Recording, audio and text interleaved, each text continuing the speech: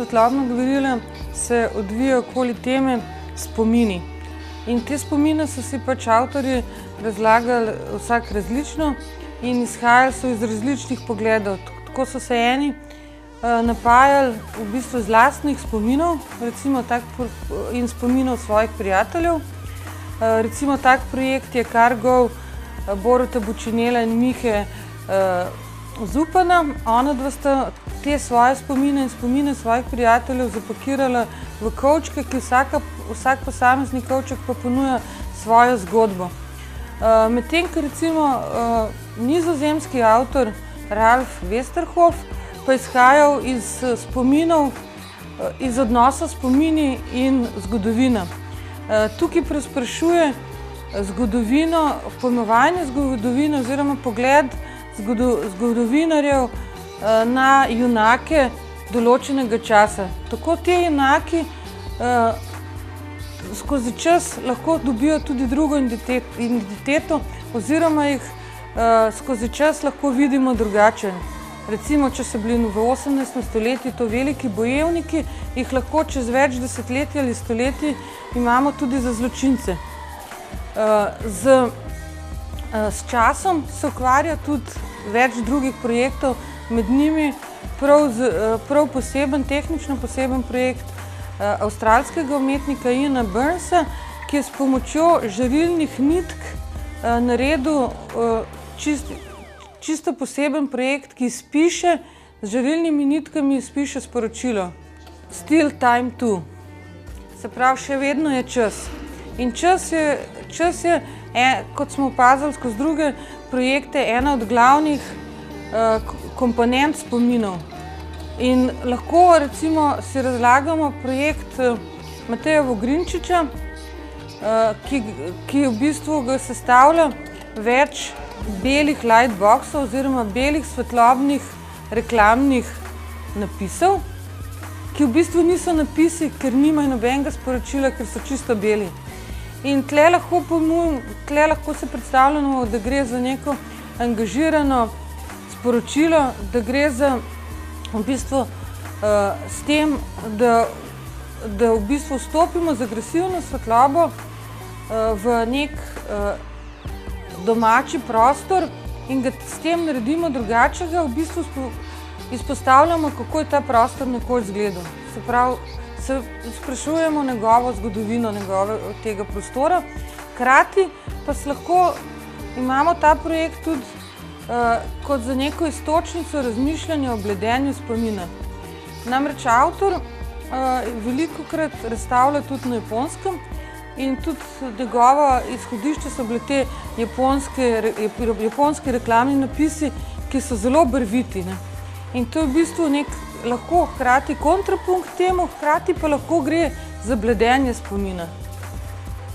In lahko se sprašujemo, kako spomin se spreminja skozi čas.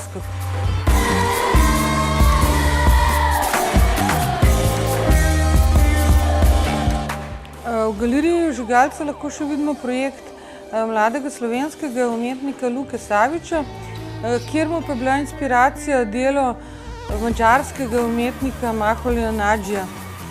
Z ljudmi oziroma z velikani preteklega časa se ukvarja tudi projekt Folreda Kučerja, nemškega umetnika, ki razstavlja v palači Cukrarna, in on pa je naredil portrete, iluminograme, ki so v bistvu portreti pomembnih ljudi za razvoj znanosti o elektriki. S tem, da tukaj v Ljubljani vidimo samo en delček te serije, 10 portretov, sicer serija presega več kot 30 portretov teh ljudi in poleg iluminogramov, se pravi svetlobnih risb, vidimo tudi dva negativa, se pravi fotograma, ki kažeta isto dva povečana portreta teh znanstvenikov.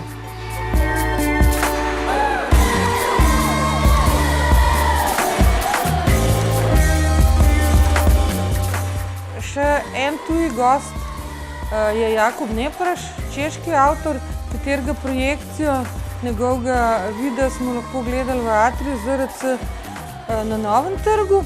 Tukaj v palači Cukrarna pa vidimo njegovo skulpturo, ki presprašuje spomin. Gre za skulpturo, ki je nastala v njegovem bivanju na Portugalskem in v tem času svojega bivanja je on nabral predmete, naplavine, ki jih je prineslo Atlantsko morje na obalo Portugalske in iz njih je ustvaril objekt, ki močno spominja na meduzo, se pravi na prebivalca tamkajšnjega morja.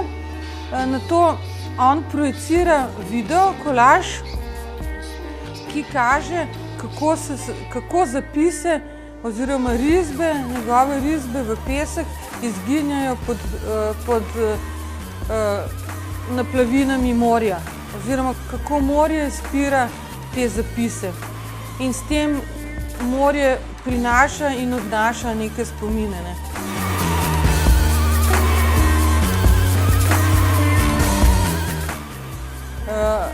Še eden tuj gost je hrvaški umetnik Viktor Popović, katerega delo vidimo za mojim hrbtom. Gre pa za inštalacijo, prostorsko ambientalno inštalacijo iz starih stolov, ki vsak nosi svoj nek spomin oziroma ima svojo zgodovino.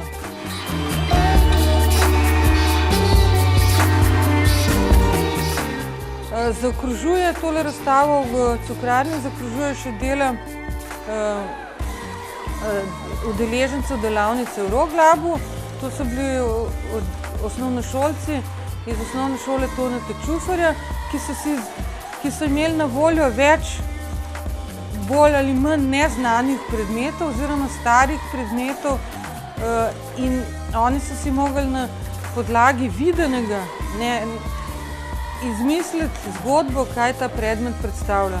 Se pravi, brez kakršnih koli podatkov so ustvarjali različne objekte in zgodbe, tudi stripe in na koncu to razstavili tukaj v galeriji.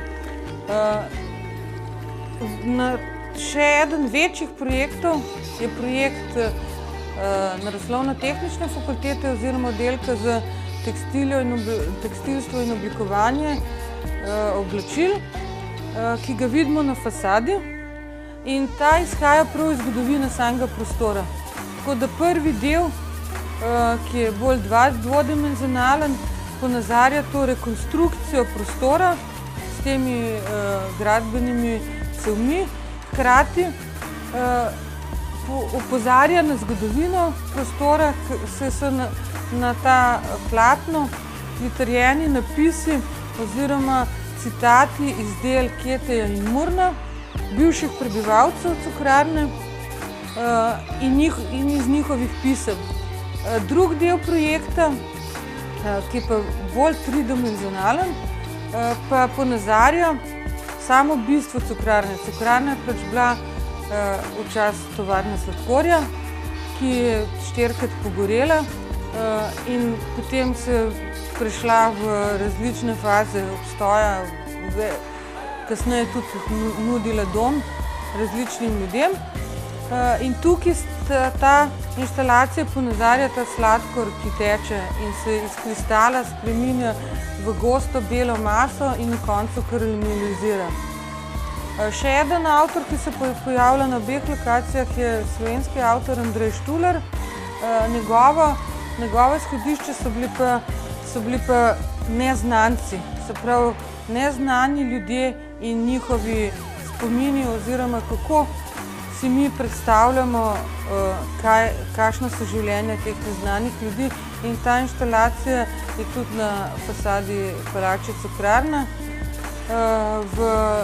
V galeriji Vžigalica pa vidimo enega objekta, ki se mu reče moška figura.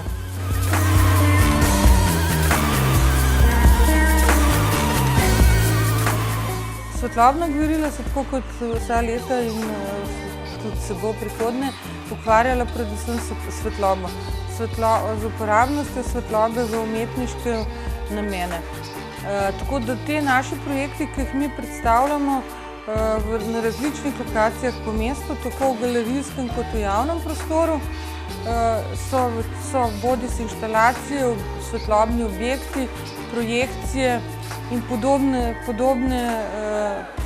umetniške dela, katerih glavni ali pa eden bolj pomembnih elementov je svetloba.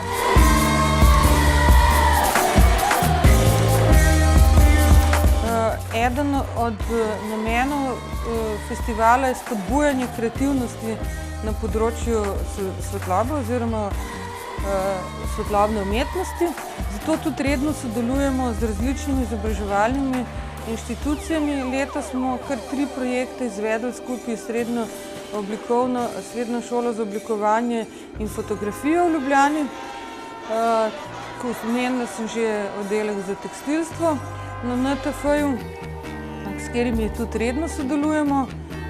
Poleg tega, da želimo spodbujati tovrstno ustvarjalnost, da nas hočemo tudi opozoriti na javni prostor, da je javni prostor nek dinamični prostor, ki v bistvu tudi kliče po sami implementaciji umetniškemu udejstvovanju. In hočemo poudariti, da bi mogel umetnik imeti pomembno vlogo v sooblikovanju javnega prostora. Včasih so veliko bolj angažirali umetnike, recimo pri oblikovanju pročelij, stavb in parkov in podobno. Zdaj se kar nekako pozablja na njih in mislimo, da je zelo pomembno, da spet umetnik dobi to vlogo, kakor jo ima že recimo v drugih evropskih državah. V nekaterih evropskih državah namreč namenjajo določen procent pri obnovi ali pa pri gradnji oziroma pri izpostavljanju novega javnega prostora za umetnost dostopno javnosti.